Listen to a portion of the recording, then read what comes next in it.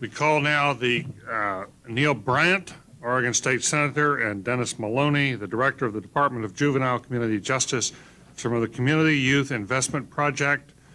I hope I have this county pronunciation. Deschutes County, Oregon. Please, gentlemen. Thank you. It's a pleasure to be here and an honor. This innovation addresses a problem that plagues, I think, every state in our union, increasing costs and rates of incarceration. In Oregon, we've been affected by this firsthand. In 1994, we passed an initiative. I didn't happen to vote for it, but it passed, that it's not 3 strikes and you're out, it's 1 strike and you're out for 18 crimes. And you serve every day of the sentence. There's no good time, no parole or probation. This initiative also included youth, 15 to 18. So it's caused a dramatic increase in our corrections budgets. In fact, it's increased over 300% in the last decade and will continue to do so. While the benefits of this type of policy are hard to measure, we do have a crime reduction in Oregon, but there are also many other factors that would contribute to that. We do know for sure that it's taken valuable resources that could be used for other services. Many, including the RAND Corporation, believe those services, in particular education and health, are much less expensive and more effective in reducing crime. To complicate matters, Oregon, like every other state, provides correction services to counties free of charge. This creates a hidden incentive to send your youthful offenders to the state. It's both less expensive and you don't have to deal with it administratively. While we have searched for a way out of this dilemma, it's been challenging given that environment. That initiative passed by 75% of the people of Oregon. But in 1997, I introduced legislation that allowed for this Deschutes Investment Youth Project. And I choose to be a Republican. My caucus is particularly sensitive to anything that might be considered soft on crime. In fact, one of my fellow senators said, "Now, Neil, this sounds a little touchy-feely." And I explained to him that we can make youth more accountable by doing it at the community level than you ever can by sending them away to a state institution. It's the first real example of a community taking responsibility not only for the youth offenders, but to ensure public safety and ultimately reduce state budgets and spend money and reinvest money in research-supported juvenile prevention programs at work. Now, Oregon calculates its youth beds in their state facility on a county-by-county basis. There are 36 counties. Deschutes County in the old days was allotted 23 beds. We said we'll only take 7 beds. And in exchange for that, we earn $48,500, which is what it costs the state to house a juvenile. That comes back to the Deschutes County, which is about $800,000 annually. We reinvest that in a residential treatment program that's secure, long-term aftercare. We have a youth investment council then that takes additional monies and puts it into early intervention prevention programs. And for every bed that we use over that 7 allotment, the county has to pay the money back. Business has contributed $350,000 to this program. They wouldn't have done that if it were a state-run project. This passes the cost-benefit approach to government. Clearly, this is a better investment.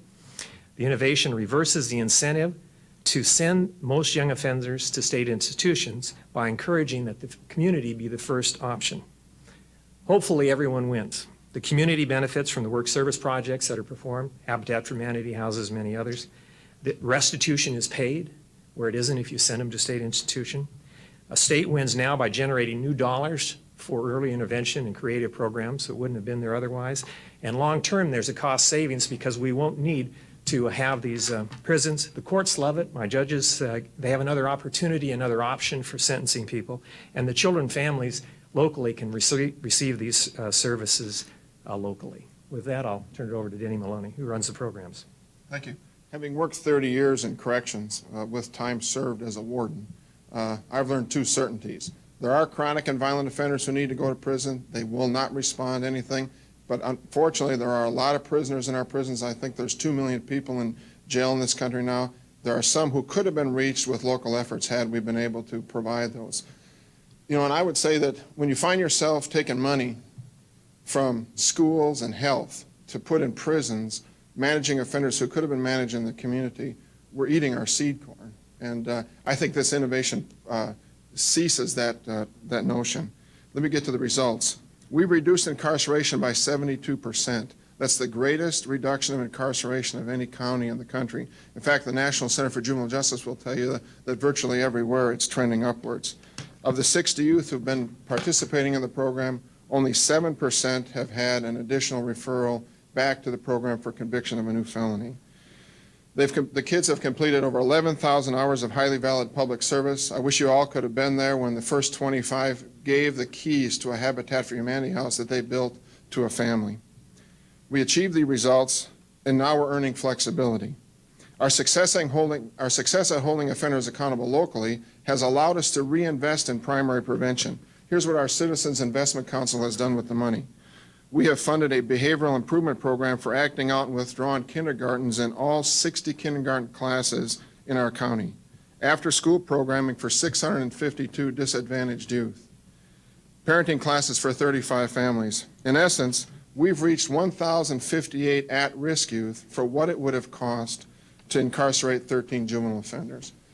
In closing, I would just say that there are a lot of people clamoring for local control. We find deeper meaning in local responsibility. Finally, I just want to introduce one of our graduates, Michael Totten is here, who was involved in the program. Everybody thought, not everybody, but a lot of people thought Michael should have gone to prison. He came to our program, he's succeeding, he's back in high school, he's returned to his family, and he may represent our best reward. Thank you. Michael, we thank you for coming. Can you tell us just briefly what the innovation is?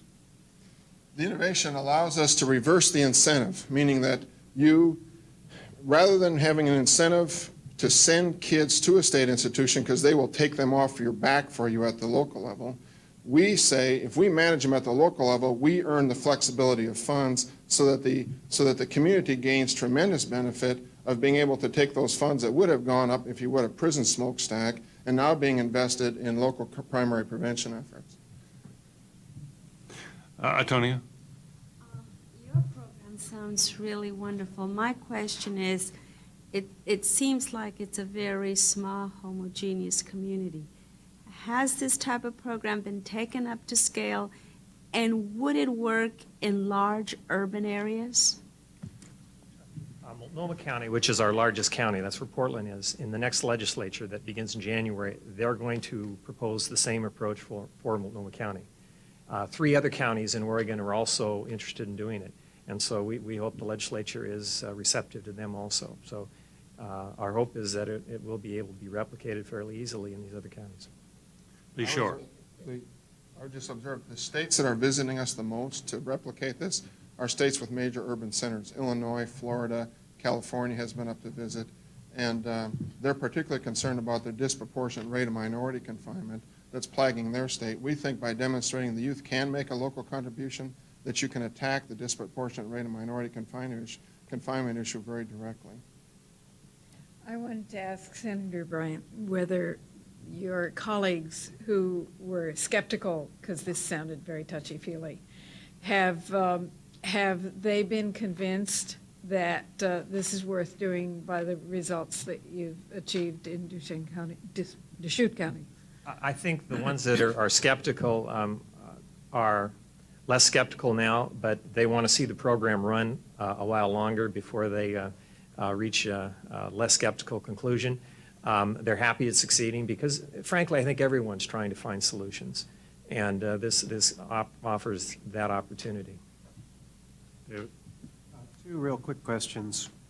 You say that since you began this in 1996, the serious juvenile crime rate has dropped by 30% in the county. What happened to that rate in the state over the same period? I don't have the rate in the state over the same period. Is there any way you can get that today? We'll make a call and get that. I think on violent offenses in the state, it went down approximately the same percentage. For property crimes, I believe the reduction was only about 12%. Bill Klinger. Review the recidivism figures that you have first, and secondly, are these individuals only have committed crimes against property, not persons? Is that right? They're primarily nonviolent offenders. We will accept some youth. The court can put youth in who have some assaults, but they look at each case individually. And of the 60 initial youth who took part in it, 7% have had an additional conviction on a felony. and of those, one involved any type of violence. I would remind folks that every one of these young people would have gone to a state prison had it not been for this intervention. Michael, before we end, would you like to say a word? You can stand right there at your place if you'd like.